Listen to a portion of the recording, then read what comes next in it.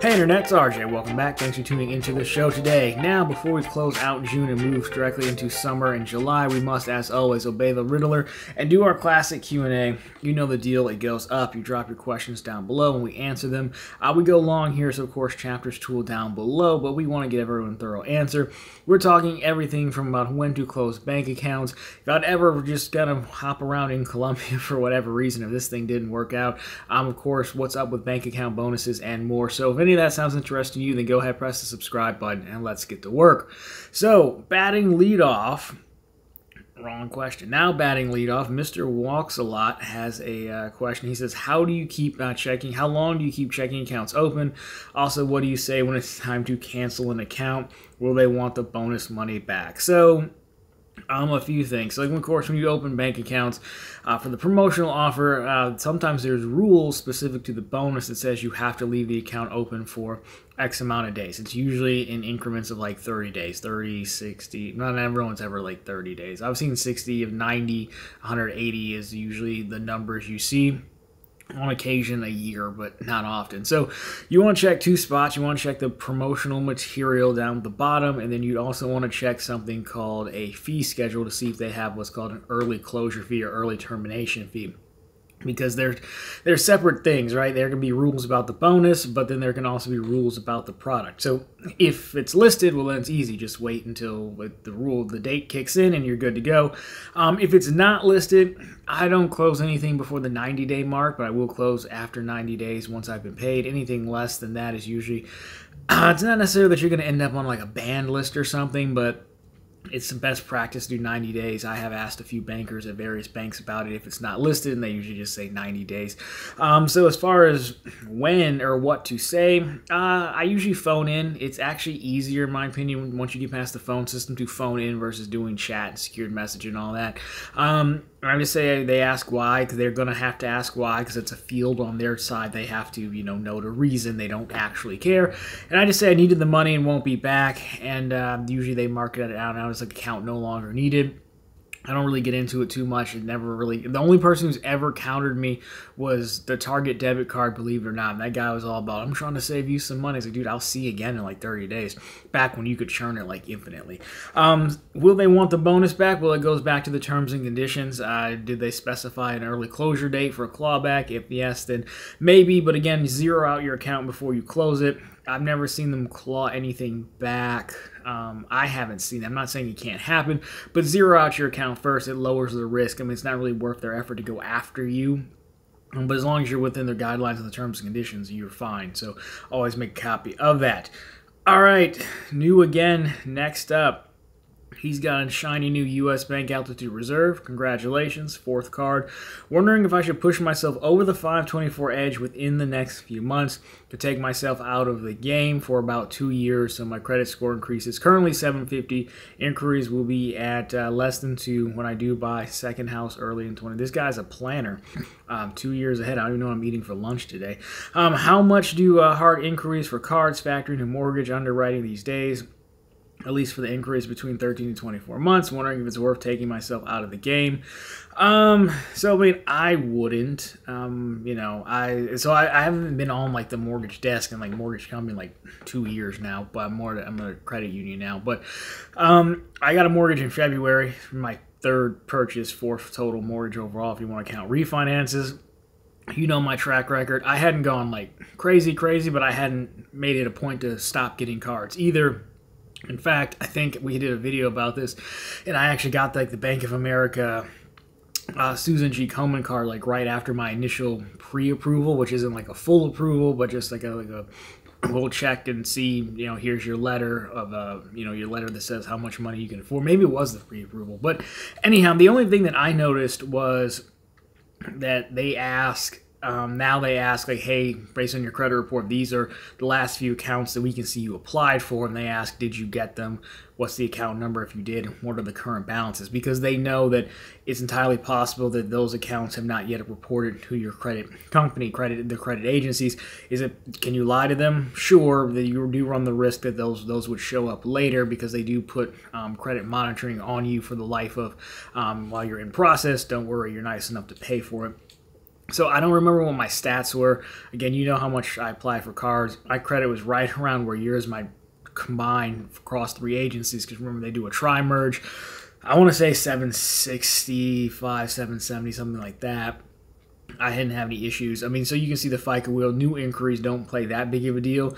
So, I mean, I don't know if I would totally take myself out of the game, but I've applied for like 20 cards this year. No, I probably wouldn't do that. But if some high offers come along the way, I think you're fine, especially being like 2 years out. I think you're good. I mean, maybe the last 3 to 6 months you can dial it back a little bit, but again, if your overall score is 750, I wouldn't worry about it too much. That's just my experience, not necessarily working with underwriters as much these days, but I think you're fine, honestly.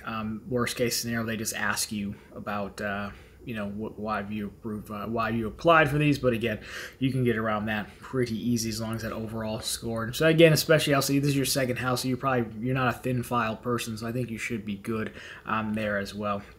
But if not, check out bank accounts. They can hold you over and keep us posted on the house. That was always fun. All right. Badger, what's good, Arch? Got a real estate question for you. All right, we're doing it here. Houses.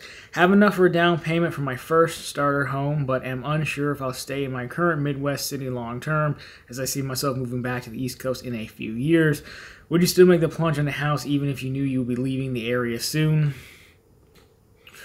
I mean, to me, it sounds like a renter, but I mean, you say in the next few years, I mean, so are we talking 5 years? Are we talking you're only going to be here for 2 years? I mean, given that and what the prices are and everything, I'd say you probably I feel like it'd just be easier to rent, especially because, you're moving to, East Coast. I don't know that you want to try to do the rental. Sure, you can like turn it into a rental and have a property management company manage it for you.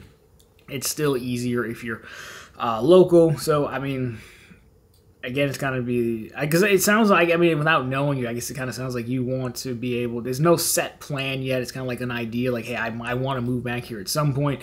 And so the cool part is renting gives you the choice. Whenever you get sick of where you're at, you can just say, hey, I'm gone at the end of this lease and move. Now, if you end up like 3 years later and you're like, well, I guess I'm staying here, well, then that's a different story. But I don't think there's anything at all with renting while you try to figure out what you want to do, or just sometimes home ownership isn't like for everyone. So I think there's that as well. But like, again, if you're thinking about moving, it'll probably just be easier because, again, you've got still all there. Sure, there's a down payment that you get back when you sell, but then there's still, even if people want to tell you that rent is higher, I mean, don't forget, you still got your time to go find the house. You've got your origination costs, that are going to be like usually 1% of the loan, all your closing costs, all of things like that. So there's going to be a lot of money that you're just probably not going to be able to get back if you sell it in like 2 to 3 years, unless you're doing some major work to it. Even then, it's gonna be tough. So I think just based off this, probably rent is the way to go. That would be my thought. And again, there's nothing wrong with that. All right, Sean here. How do you feel about the Discover BS with Capital One will play out? I heard you recently got a Discover card. I did. Thank you, sir. It offers 5% at Walmart, which is excellent. I closed this coming quarter. It does.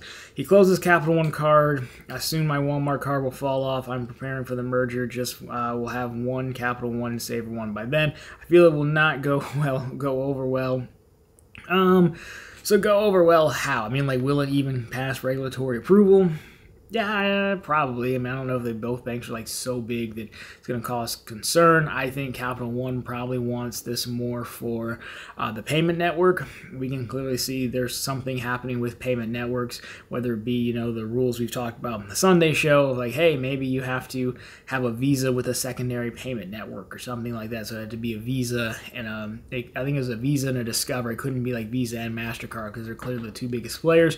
So I think they want it for the payment network because it's not that hard to replicate a category card. I mean, everyone has one. So Capital One could have easily done this if they wanted to on their own. Sure, you can go customer acquisition, and this is how banks get bigger. The merger itself will go fine. Banks have been doing this forever if it was allowed. It's really more so whose, I hate to use the word corporate culture, but whose corporate culture will win out. So I did get the Discover card, and funny story, we've been talking about real estate. We tell stories here too. This is why this thing takes an hour. But sometimes the applications try to help you out by pulling in your information from your credit report, right? And so this is what Discover did. The problem is they pulled in my property address. but they pull in the first home I ever bought, which I still own, but I no longer live there because other people live there because it's a rental now. And so they mailed the card to that address, even though I typed in another address, which is funny because they also mailed the approval letter to a separate address. This is kind of my fault because there's so many addresses, which sounds like a humble brag. But long story short, I did have to call them 2 times. Once because it wasn't an instant approval, and then the other for this, and it's like one ring and they pick up. Very quick, very nice people. Capital One, I've never talked to Capital One other than break up with them, but we all know my claim of Capital One is like, why isn't it clear how many cards I can have? Why isn't it clear when I can product change, when I can't product change, all those things. Like, I don't even know that Capital One knows their rules, which sure, a lot of bank associates don't know everything. I don't know everything about where I work, but you get the point. Like, that would be my biggest concern. Like, who wins out? The other concern would be whose underwriting restrictions went out. One of the reasons I got the Discover card, because the channel member who referred me was like, Discover takes anybody. Even though every other bank is denying you right now, they will take you. And again, it wasn't an instant approval, but I called in and it wasn't like an argue your case. It was just like, yeah, hang on, let me press some buttons, and here you go. Probably a fraud check, honestly. And they got it for like 10 grand, which is, I don't need that much, but you get the point. So Capital One was not going to do that. So, you know, if people want Discover cards, I do think now would be a time, because again, you can only get 1 per year, and that's also what factored into my decision as well. This is very question. So one, it's will Capital One's nonsense play through, and number 2, will their underwriting nonsense play through as well? That would be my concern. Merger itself, probably fine. Banks have been buying banks for a long time. I've been a part of a few mergers myself. So that's how I would look at it if it gets regulatory approved. But those would be my concerns. Random here. What do you think about the Amtrak card and its 2.6 cents per point? Essentially, it has an elevated offer right now. It does have an elevated offer. I haven't done a video on this. I probably should do a video. I'm taking they're issued by like FNBO, who does a lot of quietly does a lot of co-branded stuff. I'll put them on screen for you. I'm not going to talk about these like I'm an expert by any means. I think you gotta like be a hardcore Amtracker, right? But there's benefits to be had here. You know, the free version looks like it doesn't give you anything. Even the multipliers can be like replicated by a double cash, so it's not super worth it there. But the one with the annual fee was like 99 bucks or something like that. That comes with a ton of perks as well. Slightly higher Amtrak multiplier, I think it's 3x back. So I mean, if you find yourself on Amtrak, you know, a few times a year, I think it can definitely be worth it. I'm not going to tell you how I know how to value their perks, and I think one gives you like, there's like essentially like an Amtrak lounge or something, I think. I have no idea how that works, right? What you would find in there. But if you're that person, I don't think they're bad cards, given the laundry list of things they're giving you the relatively affordable price. I see it no different than like getting like an entry-level Delta Gold card, right? Does it get you into this fanciness? No, but free check bag pays for itself, you know, over like 2 trips. So I'm not even going to tell you I'm an expert on it. I'll put them on the list to do a video on because we haven't covered them, and we do like to cover random credit cards. I hear good things. 2.6 points is very high, especially again with that 3x Amtrak multiplier. So I mean, and the last thing I'll say is like, look, like I go after intro bonuses solely for the money, but this is also why intro offers exist, for this very reason. So again, people are probably going to freak because we're in this mode of like, we can't ever go over 524. But like, look, this card, if you think it's valuable to you, you want to try it out, well, now is the perfect time with the elevated offer. That's kind of what they're originally for. So I would say, yeah, give it a try. Get the elevated offer. You can clearly get some value from these points. And you know, you just have a decision to make in year number 2. But I would support this decision. Getting it, would I get it? No, because I mean, I've never really been on an Amtrak train. I'd like to go on a train once just to say I did, but then like from here to like Chicago, I think it's actually a lot slower than driving, and so I probably wouldn't, but because I have no need for it. I'm not against it. Like, I have no airline cards, but I don't really have a need for them, so no would I. But for you, yeah, I think give it a try. See if you like it in year number 2. I mean, you're no worse for wear. You got an intro offer, and that's what the game is all about. Safe travels. Let us know how you like the card, and we will put it on the video list. The inevitable here. Haven't applied to cards in about a year. Man, this guy, good for you. I don't know how you do it. I'm planning to get the Venture X Personal and Wyndham Business Earner card. What are the approval odds, and which one should I apply to first? I don't have any Barclays cards with Capital, or I don't have any cards with... I mean, I guess I'd say Venture X, just because Capital One is more sensitive than others, as you progress in the game. On some level, we complain about 524, and yeah, Bank of America has one too, but no one really cares, right?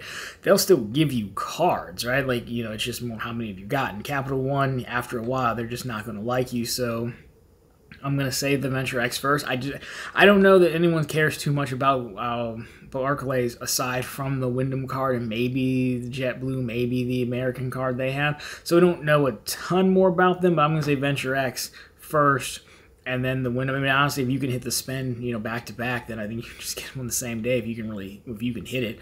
But because of the sensitivity of Capital One, I would probably just lean Venture X. A year off should be more than enough to let them to talk them into it. I would imagine not talk to them, but they'll take the application. That's how I would look at it. Again, I don't know too much about Barclays of how uptight they are. I know we had a Barclays video a while back, years ago actually, but I think it's right I call them the juncture of credit cards. Very flattering stuff. So I'm going to say Venture X. Long story short, based on what we know about Capital One and how they like their profiles and how they deny people. So good luck on the approval. Let us know how it goes. The other thing I would say is you could also just which one throws out the higher offer first. I know Wyndham just got done with one. Every so often the Venture X goes back up to 100. I think it's sitting around 75,000. I'm supposed to tell you I have a link for the Venture X too if you're so inclined. Profitablecontent.com. But that's kind of how I would look at it. Either Venture X first or whichever one throws the more advantageous offer up. You could also do that. Red Sox Nation here. When will people start working for the shareholders? I donated my entire salary with a 20% tip because the shareholders deserve it. There's also a donate button on these videos. I'm just throwing it out there. If you've got that much money to burn, you need something to do, that's an option too. I don't know what else to do with that question. But thank you, as always, for watching. He was helpful on the second channel. I did mess up a thumbnail and a title, and Red Sox was very helpful. And he said, hey, idiot, you got it wrong. He didn't even say idiot. I'm adding that. But we appreciate that. All right, Chris here. RJ, so I got my first few denials from Axos. Congratulations, you're a man now. And Capital One. They said my EWS, early warning system, score was bad from opening too many accounts. That checks. I'd add open 10 in 3 months. Pretty good. Prior to that, I'm wondering how often you'd recommend applying. Also, does EWS or checks affect anything other than opening checking accounts? Mine's only low from opening many accounts. Keep shooting and never stop shooting. That's the answer. It's not like bank accounts are not like credit cards where we know the numbers, right? We know 524 is a thing. We know Bank of America's 3 and 12 or 7 and 12, depending on if you're a current customer or not. We don't know Capital's one thing, but we can kind of tell that Capital One is sensitive. Banks, we don't really know. Citi, for example, pulls checks, but they're looking for delinquencies, right? Or there's a difference between that versus I'm looking for how many accounts you've opened. So because of that, I don't worry. We also don't know how far back they want to go. Is it over the 6 months? Is it over 3 months? I talked to one credit union who kicked me out. I was like, no, it's 3 accounts in a year. So I don't personally worry about it. I just keep shooting. There's a lot of times where I'm like, I'm definitely going to get denied. And sometimes I'm pleasantly surprised. Like our Bank of Hawaii video. I'm like, there's no way I'm getting into this thing. But so far, knock on wood, it seems like I'm in because the account's open and I haven't been locked out yet. So I would just keep shooting. It's really personal comfort level. The thing I say is you always want to have your few home base accounts. Right, so I have nothing for these. I use Chase Checking as my personal operating account. No one should use Chase deposit accounts. Don't do what I do. I just still use them. Ally's my savings, which I'm going to need to move because they no longer let me link accounts to them to transfer money. I've got Bank of America for preferred rewards, on and on. You get it. As long as you have 1 or 2 at least 2 hub accounts, because one bank can get mad at you for whatever reason and kick you out, you should be good. You should never find yourself without a banking home, and then you can just keep shooting for these offers, which is what I tend to do. Now, to the question of does this hurt anything else? In my experience, no. Back to the original mortgage question. I've been doing this game for years, seriously taking account, tracking my accounts, at least from 2020, I would say I started playing seriously. And I've got, in that time since 2020, I bought 2 houses and did a refinance maybe. No issues there. This is really just for deposit accounts. I've gotten plenty of credit cards. I get denied for credit cards, but that's from credit. So I've never seen anyone use checks. I'm not saying that they couldn't. I mean, a financial institution definitely could bring in those data points if they wanted to. There's nothing stopping them from that. I'm just saying I haven't seen it. Checks, early warning is usually reserved for deposit accounts. Credit is generally reserved for credit products. Of course, we know that a bank can absolutely pull credit to open a deposit account. So I'm trying to answer your question. I can't tell you it's never ever going to happen. I'm telling you I have not seen it happen, but it could happen. Again, the way, this stupid credit union down the road here pulled my credit for a $50 offer and then denied me. So I think you're fine. I personally don't worry about it. If you can get a mortgage, and that was in February, or I think you can get anything. So I think you'll be okay. And I'm just proud of you for continuing to shoot and take their money. You do us proud. All right, the artist here, another creative type perhaps. What are your thoughts on Fidelity Cash Management Account versus Schwab Investor Checking? So I mean, if you had asked me this like a day or earlier, I probably would have said there's not that much of a difference. But then Fidelity just came out with an announcement, I think it was on the doctor, that now if you're using Fidelity Cash Management, there's an option you can roll into, and they will sweep your money from that cash management into like their kind of high yield money market, which at the time of posting, I think the doctor had it at 4.9% APY. I think I'll put it up. So for that reason alone, if you're into the sweep deal and putting it into their little fund to get 4.9% back, I would go Fidelity Cash Management. I don't think Schwab Investor has anything like that. I won't lie to you, I haven't looked at either of the two. I've done products with Fidelity only because they've had promotions, and I've done Schwab brokerage bonuses, but they've never had anything for their checking offer, so I haven't really ever looked at it. So head to head though, at a glance before this, I think they're pretty similar products. I didn't see anything that stood out to me one over the other. They're both like free checking accounts, which is good. If you lean more Schwab and you like to be in one place, then sure, that's also fine. If you lean more Fidelity, then obviously that makes the answer there. But I think that tiebreakers, if you want to do the auto sweep, if you're going to leave a lot of money in there and you want to join the sweep account, 4.9, again, it's obviously going to change over time, but that's really high return to not have to deal with some silly neo or fintech type bank. So I guess because of that update, I would lean Fidelity because of that one feature right now. But I have not used either of them, so important to note. DJ Duplex here. What's going on with bank accounts bonuses this year? Last few years they were profitable. The crazy years like slim pickings. It is. So one, I mean, again, we have profitablecontent.com where we do post everything that we find, which, the videos on Run on the Bank, I just leave for nationwide offers. I try. It is getting tough. You're definitely correct. There's not nearly as many. I think we lost a lot of the fintech and neobanks when the free money dried up. I think that's a big part of it. I see a lot less of those. We're still the upgrades and people like that who maybe managed to survive, but we see a lot less of the startup brokerages, startup checking, savings account products, that whole thing. That's definitely one. Yeah, we're just seeing a lot less. I think it's partly the new money deal, partly when everything shook up and everyone was scared about the banks. People started just piling their money into banks, into the larger banks, and maybe they had to offer less offers to get people because customers were kind of up for grabs off of fear base and didn't necessarily need to be pried away with money. The other thing is banks are also getting more uptight about the referral programs. For example, Affinity Federal Credit Union is usually good for $1,000 a year in referrals. I've gotten 2. I'm not saying I'm a big deal, but it's impossible for me to put my link in a blog post in a video and not max it out.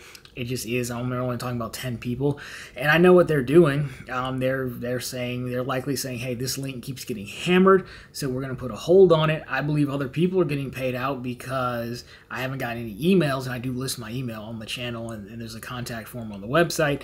And so what they would like me to do is probably call in and say, hey, what's going on? And they would say, sure, please provide the names of the people you referred, which is generally you're supposed to know the people you're referring. So we've also seen that. We've seen, Fairwinds tighten up their referral program. We've seen a few others. Instead of just letting you can refer as many people as you want, they've put a cap on it. So I do think banks are starting to tighten up a little bit on this stuff. Maybe some of it is market conditions. I think it's easier for them to get money these days in other ways. They're trying to because the rates are higher in places too, so maybe people are just leaving their money. But it has been super slow. It's been hard to find topics as well to talk about, or offers to talk about on the second channel. I know, like, woe is me, but that's why we've incorporated some credit cards in there, and sometimes we're just taking shots down the field to these random credit unions trying to find stuff. But I still think $10,000 this year is doable. If everything were to pay out today, I'd be at $8,000, but it's still concerning to find that remaining $2,000, even with, like, the second half of the year coming up. I feel you. So those are some of my speculations, but I don't know, because it is definitely getting tougher. So maybe you just switch to travel like Luke's points and miles for a while, since you almost never leave that awful state up north. But have you? See, I don't care about the Ohio-Michigan debate. Like, it does. You insulting my state does nothing to me. I have no allegiance to this place. I don't even care. So that's fine. You can say Ohio is better. I've been to both. They're basically the same. Leave that awful state. But have you ever considered passport broing down in Dominican Republic or Colombia? I feel like you would find a wife there.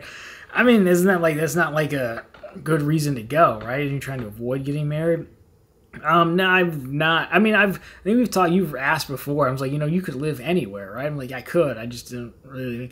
It just ends up being a lot of work to go and find a new place to live, and, like, you don't care. Like, I'm not motivated by looking at it. Like, so here's a perfect story. I just filled a house with a new tenant because the last guy, younger guy, moved out, and he's moving to Denver. And he's like, I've just always really wanted to live in the mountains. I was like, that's great. Good for you. You should go do that.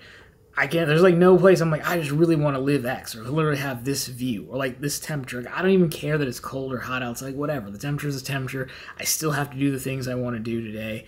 I don't know. So when I go down to Colombia, I mean, sure, why not? I would go everywhere once just to say I did. You just hang out down there. It would be interesting just kind of hang out. It's more like thinking of, like, the path less traveled, right? Like the people who do, like, the van life thing. It has a fascination. Would I probably end up hating it? Absolutely. I'd go a little bit just to say I did. Would I find a wife? I can't find a wife up here with a business platinum card and a business gold card in my pocket, sir. So I don't even know how you did it. Those massive arms in that profile picture probably help, but I don't know. So there you go. I don't know if that answers anyone's question or not. None of this is ever helpful to anyone, I'm sure. All right, but thanks for writing in. Vincent, next up. Topic that has been raised by YouTubers and bloggers lately. What are your thoughts on using cash to purchase airline hotel points in order to get an award booking cheaper than the cash price compared to opening a lot of credit cards to hit sign-up bonuses? Well, I mean, if you're just doing a simple arbitrage, I have not looked into this at all. I know people do it. If it's a simple arbitrage play, if, like, I can spend $1,000 here to book a ticket, the same $1,000 and turn around and get like a $1,200 ticket, then sure, that makes a lot of sense. I think it's fairly straightforward. They're saying I don't want to do cards anymore. I just want to buy points.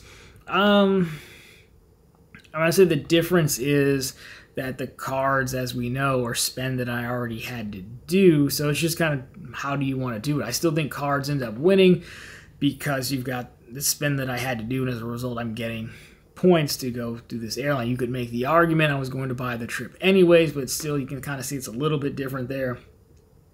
I think the answer is probably somewhere in the middle of incorporate both into your strategy, because, the likelihood that you're just going to be able to keep spending at that burn rate to continue earning flights and stuff, reasonable flights. Not like the best comment I think I ever got is like the guy who someone was like, you know what I really don't want to do? Take a flight on like a Wednesday at 4 a.m. to go to the Maldives in monsoon season, right? As long as you're not doing that stuff, then yeah, you probably could keep it going for a while. But the answer is probably both. Use your spend accordingly. It is a tool. We have to do it. And then also incorporate in this points buying thing. If it's an arbitrage, I don't know that sometimes, I haven't seen these videos and who's arguing about this, but we all do this thing where like our asset class is the best asset class ever and everyone else is a moron.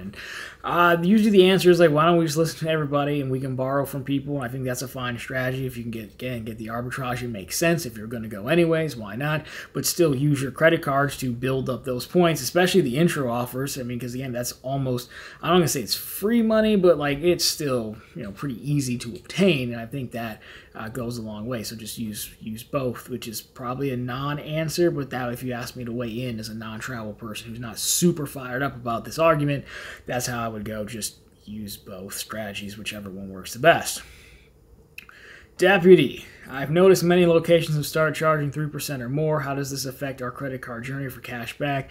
Appreciate your responses. So I think what he's talking about is after some of those credit card rules change, people are now way more brazen with them charging 3% for using your credit card. The problem with this is that the argument for years and years and years was the processing fee was priced into the items. And so now, why are you adding 3% on it? I mean, that was kind of my biggest issue with the whole, that was the Durbin Round 2 initiative, right, for payment networks. Like, are you going to lower the price by 3%? Like, no. Well, then, like, what are we talking about here? I don't know that it affects it too much, honestly, because what are you going to do? You might start carrying around a bunch of cash and coins and everything? Probably not. We can only really do so much. I mean, you can boycott some of these places and like, hey, like silently boycott them. Like, hey, if you're putting a 3% processing fee on there, next time I'm just not coming back. I think that's a fine response. You know, the only real alternative you're talking about is just having cash and like paying cash. Or, I mean, if you really want to get back and calculating into your return, I mean, you'd have to do the math and subtract out 3% of your earnings.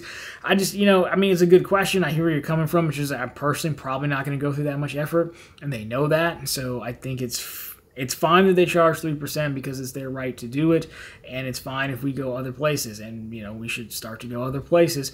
But again, I think those other places, they already have had it priced in, so it's the depressing answer. I just don't know if there's a way to win.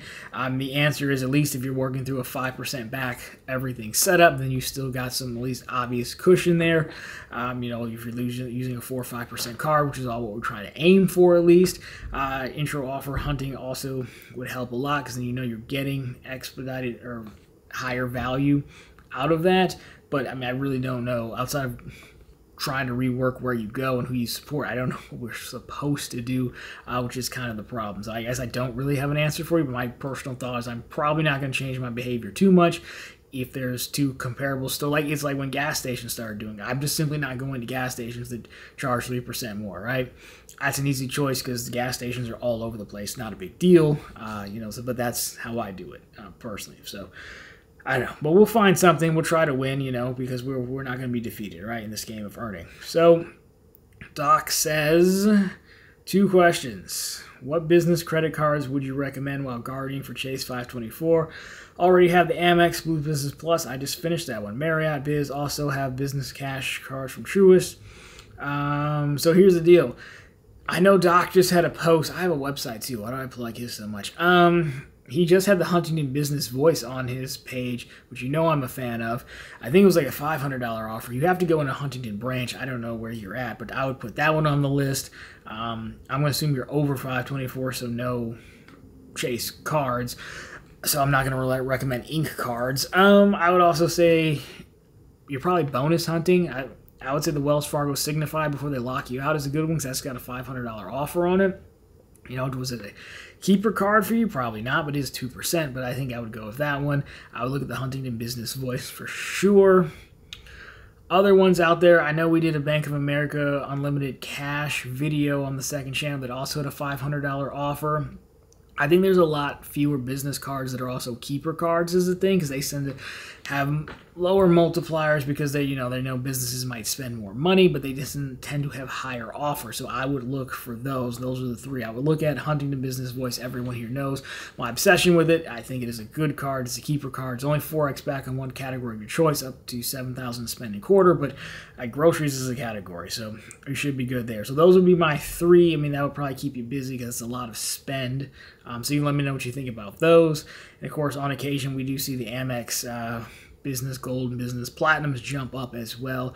Blue Business Cash would be a decent one. They have a $500 offer sometimes. So I think right now, unless there's something specific you're looking at just how much money can I rake in while I wait for 524. And like with all those card options, I think you're going to be at it for a while. Spend-wise, I'd hope so. I don't want you to burn through spend that fast. Next, when are you going to trade in that Cadillac for something new? You know, the coolest feature is it's paid for, man. The coolest feature is it's paid for, and I don't have to make a car payment. I actually just got it back the other day. because it was there for like 2 months. I had a new, they gave me an XT5 to borrow for like 2 months. It was a long story short. It turned out to be like a warranty where I think they put a bad part in it last time. They swapped it out and we're good. I like my car. Do I want a new one? Sure, because the one thing is like I don't want an XT5, but the new features, one, the seats are way more comfortable. And number two, like the panoramic sunroof, which you probably wouldn't guess. I don't like being outside, but I wanted a sunroof. And I got this car, and I like the sunroof. I'm a windows down person. Doesn't make any sense. I know. The same reason I like all the Apple stuff, except I wear a real watch. It doesn't make sense. I admit this. The seats, wireless CarPlay, game changer. I've never really cared enough to like plug my phone into CarPlay unless I'm going really, really far. Wireless CarPlay, game changer. So I mean, I guess it'd be like a CT4. So I like the smaller cars, faster turn, lower to the ground. So I guess it'd be like one of the CT4 Vs, but the V doesn't really mean what it used to mean anymore because they just decided they'll just put it on the back of every car, like kind of like AMG did for some cars, for Mercedes. So probably nothing. I want to keep my car for the rest of the decade, man. It's a 2017. I was the third owner. Technically, it was a demo car. Then someone leased it for a year. Then they sold it to me. So I'm the third owner. I would like to keep it for the rest of the decade. I said like 80 some odd thousand miles on it. So I'm trying to hold on, man. No car payment, dude. No car payment. Then by then I'll be an official YouTuber like Venture, and I'll get the new Tesla, like the Roadster one. Then then you'll know I'm serious in this game. You'll take me seriously. Cardi dude here. Kari, dude, I don't know. Our two questions. We're getting greedy, folks. If someone, just kidding, someone was just going to the cashback route and didn't want annual fee cards, and they had a lot of non-bonus category spend, I assume it would be best to have the double cash over the Chase Freedom Flex. Two, why do people make such a big deal about using the Capital One Travel Portal for Venture X versus... okay, so if you didn't want to go, if you just want cash back, you didn't want annual fees, yeah, I mean, you're not limited. The good news is you can have both. Like, you could... I mean, yes, if you just want to say pick one, I say probably the double cash. Why do people lean double cash? Because it was like Citi, I think, was the first one to do it. The one back when you buy, one back when you pay it thing. Yeah, and they fixed it so you can redeem your thank you points for however many you want to external bank accounts. So yeah, I mean, if you're just going straight cash back, double cash over Freedom Unlimited. The Freedom Unlimited slight perk is that, yeah, you have dining at 3 back and you have drugstores at 3 back as well. I don't know how much stuff you're really buying from the drugstore. Maybe, I mean, maybe a lot, but I personally don't. But some cities you walk around in, like drugstores are like their version of the corner store, so you could. But again, you could have two. But if you're talking about that, I think, and you just want cash back and no annual fees, but there's still, so I guess I want to know a little bit more about what you're trying to do, because if you're going cash back, you don't want annual fees. I mean, I got a whole wallet full of 5X cards with no annual fee. But again, if you're just specific to this question, double cash over Freedom Unlimited, yeah, I would go double cash. I think, you know, sure, you lose out a little bit dining and a little bit drugstores, but again, you're talking about only 1 point, and I don't think 1 point is that big of a deal considering you're making a half a point back on everything else. I think it will balance out, and again, you can still get many other cards like a Saver 1 or something to cover everything else, or custom cash, and, you know, I mean, you've seen all my 5X cards. So yes, long story short, I agree with you, double cash. Why do people make such a big deal about using the Capital One Travel Portal for the Venture X versus the Sapphire Reserve Travel Portal, which you don't have to book through Travel Portal? The Sapphire, you know what it is? The Sapphire Reserve probably still works for earning outside of the portals, where Capital One card has to go through the portal unless they get, or you're just getting 2X back. I think that's probably your difference, right? I think that's probably the main difference, because if you go the Venture X, you're basically agreeing to book all your travel through the portal. Is with a Sapphire Reserve, you can book travel directly. Again, you're not, the multipliers aren't even close. It's still just 3 back on travel, I think. For the Sapphire Reserve, but then you can just redeem your points through the portal if you want and never have to actually book anything through the portal. I don't know most people even care about that 10X back they have on the portal for Chase. I think that's the reason why. One is portal dependent, one is portal optional. That's my answer. Took me a while. I reasoned through it. To the travel people, just tell me I'm wrong. So, KC here. You know the fun part, I make these channel member logos after you've been here for a year. I made that one black, and now I can barely see it because you know I'm in dark mode, but I appreciate you being a channel member, sir. More info down below if you want to click the join button, hear about it. Has a bank's marketing budget ever actually worked and you stayed with them because you like them? So he's talking about you sign up, like what we said earlier, like the intent of a promotional offer is to sign up and try the account. So, well, I told the story about getting my Chase account, like really wanting it for the app, like 20 years ago, maybe. Not that long. I'm not that old. But I don't think I got a promotional offer. I think I just signed up for it, so I'm not going to count that. Base Lane, if you remember that, I almost did. Like, Base Lane was like a bank account they set up for like rentals, where it was, you could have like multiple checking accounts and stuff, and under like one login, which normally you can't have that. So having multiple logins made it easier. They never paid us though, which didn't help. So I didn't end up staying. But if you were going to set up like each home legitimately and like some LLC and stuff like that, would have been super helpful. The other one probably being American Express Business Checking. It's not so much that I love it, but I mean, I liked it enough to make it a real business account. But there's nothing special about it. It was really more so that there was actually no fees. It was relatively easy to use. And what else? And it saved me a churn, so I guess you could count that. Preferred Rewards in Bank of America, maybe, but that's still kind of a cheat because I hate their user interface. I think I did a whole video on how awful it was. But I stayed, but I also went with the intent of joining, so I don't know how you want to count that. So maybe you could count Bank of America, you could count American Express Business Products. I didn't end up using Base Lane, though I kind of think I should at one point, but they never paid us, and granted, we did try to cheat the rules pretty hard, so I'm not overly mad at them. But I think that's it. Robinhood, back in the day when it first came out, I did want an account back when you could do like the scratching thing of like the free stock. I didn't really want the free stocks. My opinion on those offers is they suck. Tell me what you're going to give me for buying my information up front. I don't care for those offers, but I did stick around and use that for a while. So I think those would be it. Everything else I keep is generally for referral programs. This is a good question. I should do a whole topic. That's actually a good video topic. I think those are it, though, because I mean, other things that I've kept didn't, like Ally never gave me a promotional offer. They've annoyed me now, anyways. So yeah, I think I go Bank of America. If you want to count it in American Express Business Checking, kind of just because I couldn't find a better option, but it turned out fine. So I'd go with those for sure. Good question. Rem here with Player 1 and Player 2 Inc. sub referrals, train drugs terminology. Okay, I know him. Have collected way too many Chase Ultimate Reward points. This has got to be like the biggest humble brag I've ever heard in a question. Oh my God, I have so many Ultimate Reward points. With 2 kids in school, we only have limited travel opportunities, and whenever we do use Chase Travel Portal, redemptions for peak season, travel school vacations at 1.5 cents using the Sapphire Reserve, I hate to cash out at why. I love cashing them out. Due to the allure of 1.5 redemption option, I have even used Chase Travel Portal to book tours and other activities. Am I doing it wrong by stashing too many points?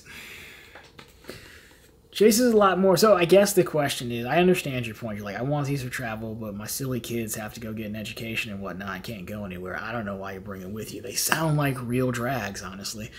That's mean. I hope you have a sense of humor. But, so kind of, sort of, right? On one hand, points are worth nothing until you cash them in, and so they have no value, and so the bank can kick you out and take your points.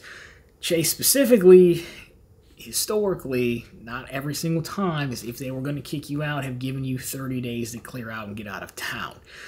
Again, depends on the severity of what you do. So ideally, I would like to cash out once a year, but I'm cash back.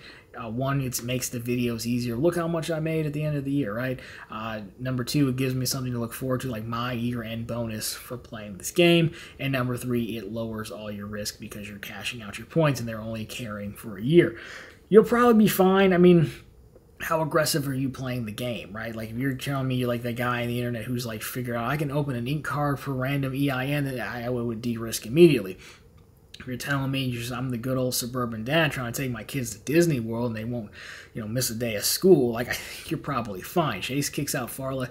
People get kicked out of Chase far more for deposit accounts. Chase is an absolute disaster with deposit accounts. Credit cards, you got to do some stuff to get kicked out. So I feel I share your concern in like the level of risk you have leaving them in there. But if you know you're going to travel with them, I would keep them. The other thing you could do is if you didn't want to leave them all in Chase and you know you're a Hyatt man or a Marriott man or family, you could ship some of them over there. Of course, you know you can't get them back, but now you split them. I don't know what you'd have to do to get kicked out of Marriott. I don't know if their points go bad or not either. I don't think they do. You want to look into that. But you could, if you know where you're going and what chain you're going to use, you could send them over there again. But you did say you like the portal. Other thing you could look to do is sometimes they do have sales to the shopping portal, you know, on Apple stuff and things like that, if that's of benefit to you. I don't think pay yourself back is nearly as lucrative as it used to be. So probably not a huge option there. But long story short, I share your concern. You're probably fine. If you're not doing ridiculous, aggressive things, you're probably fine. Look, if they haven't gotten rid of me, and I got 5 freedoms, and I've gone through all the ink cards twice, I think you're okay. But fair concern, I do share it. I hate to see you burn those points knowing you want to use them on travel. If this was American Express, I'd probably feel much differently. All right, that was a long roundabout answer. We've got 2 more left to close us out. Brady Smith, another channel member. We appreciate you, sir. RJ, any luck using the Platinum Honors line with the ladies? Also, do you have any other stories of banks or credit unions going above and beyond, like Anika? Yeah, it works until they figure out there's a diamond status, and they're like, go away. You can get me a diamond if you're not diamond yourself, you loser. Then I have to go and sit in the corner as a Platinum Honors person. Embarrassing. I tried it. I didn't actually try it, but I would imagine maybe when I make diamond. Have you any other stories? Not really. So the Anika thing is a whole video, and the long story short of it is, if you didn't see it, I got kicked out, but they're the nicest bank ever. They mailed back the check for the deposit. The checks ended up getting blocked by their accounting department who thought it was fraud, and so Anika actually called, made it right, and sent us back a check for $550 to cover any fees associated to the, you know, the denied check, and that's never happened before. I'm paraphrasing, but it's a whole video. But I think about banks going, I've met individual nice bankers, you know, who talked to me before. I think you know, I'm talking like, I don't know if like a loan officer counts, but like I have like my lending guy, right? Like he's nice, you know, jump on the phone, work things out, happy to pull you plenty of quotes and pricing and things like that, talk through scenarios. You know, again, Rocket fired me, so like, you know, me saying this is a lie. I get nothing for this, but you know, the cool thing is, you know, that banker works with, you know, my agent who I've used, you know, 3 times now, and so when you have your own team of sorts, you know, going through the offers you're going to make and everything, like it goes a long way. I don't know if that's still sales though. I mean, you know, they're not terrible people, but it's still sales. I don't know if it necessarily counts, as with this Anika thing was like, hey, you're totally in the back office off the sales floor. But so that would be the prime example that stands out to me, those guys. Other than that, I mean, it's really just more so I've just had this, you know, decent conversation, answer your questions. I had a few bankers. I guess the guy at Citi years ago when I opened up a Citi business account, I didn't pay out, and like Citi corporate was like, we're not helping you. You have to go back to your bankers. You don't understand. He's in New York. It was a whole thing. So anyhow, he was nice. I phoned him up 4 months later, and he got the offer posted like 2 days later. When I was in his office, he also opened up the whole binders, like, what offers do you want? There's a guy at BMO who was like, hey, you know, here's more offers, right? So they're nice, but that's still not to take away from what they're doing, but it's still sales at its heart. But, you know, so I think they were nice individuals, but the thing that stood out about Anika is like their corporate culture was very much, we're going to help the customer. Even if we know you're not a customer, we're going to make it right. So the front end, usually it's fine. On the back end, that's kind of where things fall apart. You know, and again, I've worked at enough banks. Like Rocket Mortgage was the one, like if you didn't, like every so often, like a customer would end up calling you by mistake. And like if you didn't respond to that voicemail or that call, either by transferring them to the right person or calling them back, like that was like a fireable offense because you're costing us business, because that person called us for a reason to do business and you dropped the ball, even if it wasn't directed at you. That's a rarity. So sales end, yes, but we have mutual, you know, goals, I guess. Back end, no. Anika, that one, I'll say this, we can move on. Like, you should watch that video if nothing else if you do this. I was I definitely read it and I was like, I have to like tell this story. I very rarely I feel like compelled to like make a video and like tell a story, but that one was like worth telling because it was like so rare and just doesn't happen. And that's why I don't have really an answer to your question about back operations all the way through. Just really just like my sales guys, who I do appreciate. So last one here, credit card connection. Good to see you again. He got the Wells Fargo autograph because of me. Oh, well, thank you. Influencer rings true. Should I shoot my shot and get the Journey or Attune next, or even Built? So as long as, I assume you know, but again, Wells Fargo has every 6 months between intro offers. I like the Built card for people who pay rent. I don't push it a ton, even though we have links, because it doesn't have an intro offer. And I have a link for it, but I would, out of the three, I'd say one, is there one that you're going to use a lot? If you're travel, I guess all things different, you know what I would do. I would go Journey because it's $600. I want the $600. I even think it could be a keeper card. A Attune card I think is underrated, but it's only $100 intro offer. So I think I'd rather lock in the $600 with the Journey now and then come back for the Attune, I guess, in 6 months' time. Built rewards, I mean, if you're paying a ton of money in rent, if you're in LA or New York or something, I could definitely see the appeal there. Again, it just bothers me that it doesn't have an intro offer. So in the order of ranking, I'm going to say 1, does any one of them stand out to you? If you're just like hardcore, like I'm not really a travel person, and like, dude, I could be crushing it on the Attune card. Like, you know, the Attune covers like photography, and you're setting up your entire production studio, then yeah, I think Attune might work for you, because you know the downside is going to take you 6 months to get the other card. That's even depending on how many cards you sign up for between now and then. So I would look at which one can you use the most now, and if not that, then I would go Journey next because it's $600, but you already know my bias. I just want the money. So that's how I would look at it.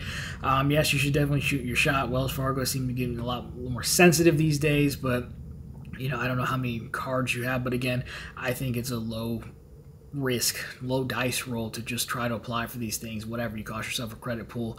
We know I pop them like Skittles. It doesn't bother me. Some people feel differently. Kind of up to you. They have Recon. Recon denied me 5 minutes after calling, but I think I would, yeah, final answer, Journey, Attune, Built, unless one really speaks to you for like a specific use case, excuse me, that you could take advantage of.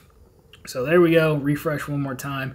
We're good on questions. I think we hit everyone. So there you go. I appreciate everyone who wrote in. Of course, if you like this one, drop me a thumbs up down below. If you found it particularly interesting, consider subscribing to the channel. So we're posting content just like this every single week. And of course, wrapping up here every Sunday with all the news you can use in the week that was in credit and finance. And course, every single day over on ProfitfulContent.com. The channel's blog, always linked down below for you, and on the homepage, where of course we have news stories. We have bank promotions, so if you want to get into those and find some, we have them. And of course, we have credit card offers like many of the ones we talked about here. Sapphires, I know we have the Built Rewards, all your fan favorites from American Express, we got them. Anyways, guys, that's going to do it for this one. As always, thank you so much for watching. I'll talk to you very soon this week.